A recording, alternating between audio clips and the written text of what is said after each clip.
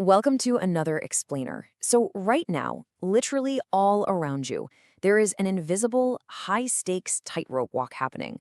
I mean, it's constantly moving, it absolutely never stops, and it is the exact phenomenon powering our modern world. I'm talking, of course, about the electrical power grid and the incredible hidden balancing act required just to keep your lights on. And it begs a pretty massive question. What actually keeps a massive power grid from collapsing in the blink of an eye? It's so easy for us to just walk into a room, flip a light switch, and totally take the magic of electricity for granted. But today, we're going to look beyond that switch. We are diving into the hidden, high-stakes mechanics of your daily electricity. Okay, let's dive right into the grid's balancing act and really understand the rules of gravity that hold our entire infrastructure together. Now, to understand this balancing act, we first need to define power system stability. Technically, it's the ability of an electrical power system to remain in a state of operating equilibrium under normal conditions, and this is the big one, to regain it after a disturbance. The absolutely crucial word here is equilibrium. Imagine a tightrope walker constantly adjusting their center of mass, right? The wind blows, they wobble, but they immediately correct themselves. The grid is doing this exact same thing every single millisecond of every single day. No matter what hits it, it must always return to a state of balance. So, to maintain that critical balance, the IEEE and CIGRE classify what they call the three pillars of stability. Let's look at them.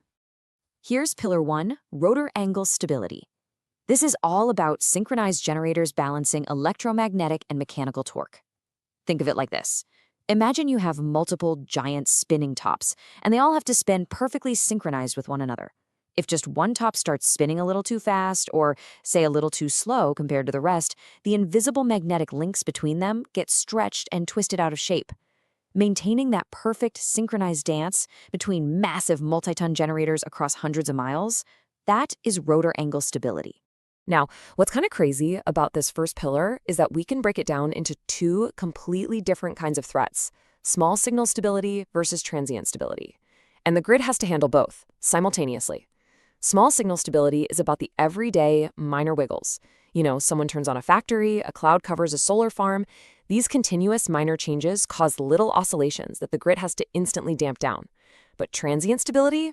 Oh, that's about surviving massive, sudden shocks. We're talking a lightning strike short-circuiting a major transmission line, or a whole power plant unexpectedly tripping offline.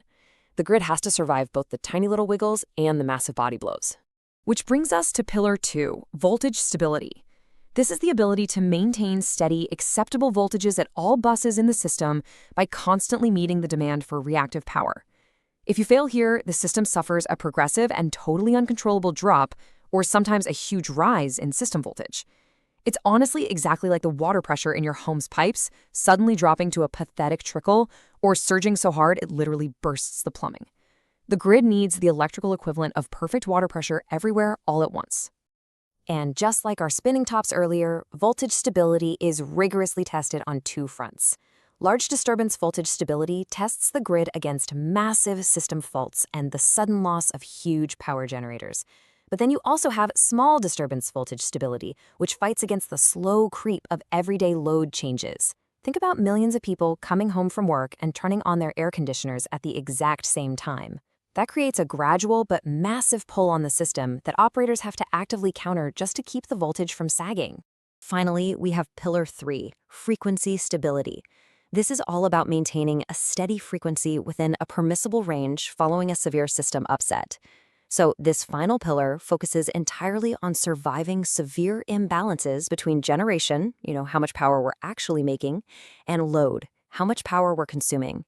In North America, this heartbeat is exactly 60 hertz. And if that heartbeat skips, well, the whole system essentially goes into cardiac arrest. And this brilliantly illustrates a really delicate physical seesaw effect.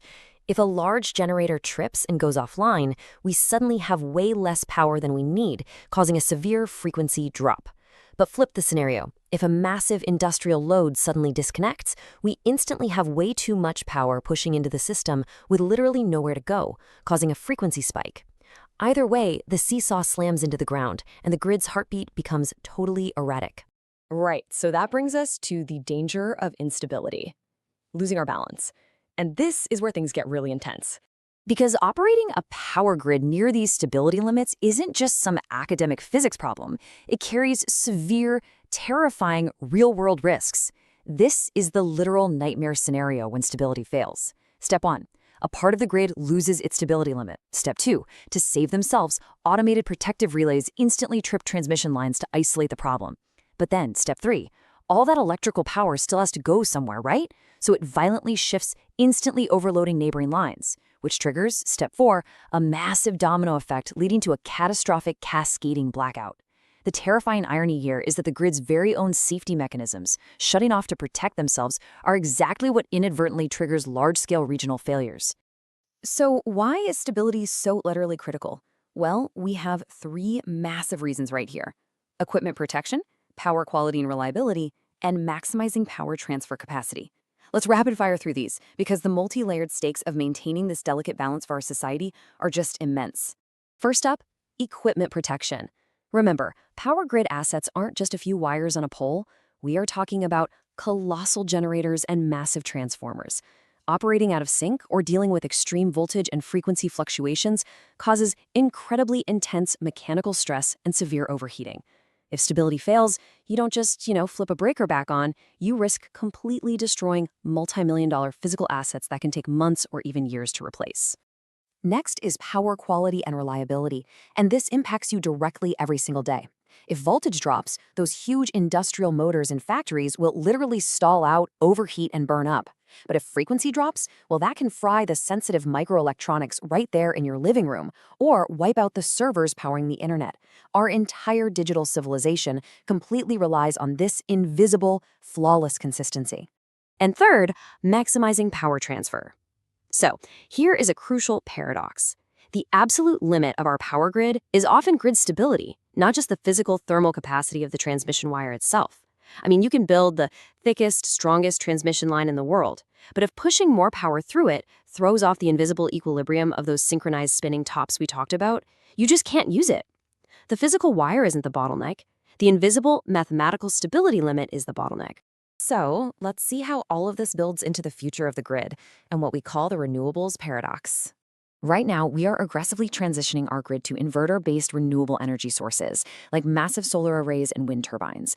And don't get me wrong, this is an incredible and absolutely necessary technological leap. But as we modernize the grid and go green, the fundamental physics of how we maintain that tightrope equilibrium we've been talking about, they are completely changing. Which leads to the paradox, the loss of inertia. By adding green energy, we are actually removing the traditional mechanical inertia provided by those giant, heavy, spinning synchronous generators. Think about it for a second. A traditional power plant has massive physical turbines spinning that weigh thousands of tons. That sheer physical momentum acts as an anchor, physically smoothing out the bumps and wiggles in the grid. But solar panels, they have 0 moving parts. Wind turbines, they're connected through digital inverters, not direct physical spinning momentum. By greening the grid, we are literally removing the massive physical anchors that traditionally kept the whole system stable. Which leaves us with this final, staggering question to ponder. As we lose traditional mechanical inertia to solar and wind, how exactly will we balance the grid of tomorrow? Managing frequency and voltage stability is becoming far more challenging than it has ever been in human history, precisely at the moment we need our grid the most. It's an incredible puzzle, and solving it is for sure the next great frontier of modern engineering. Thanks so much for joining me on this explainer, and honestly, I hope you never look at a light switch the same way again.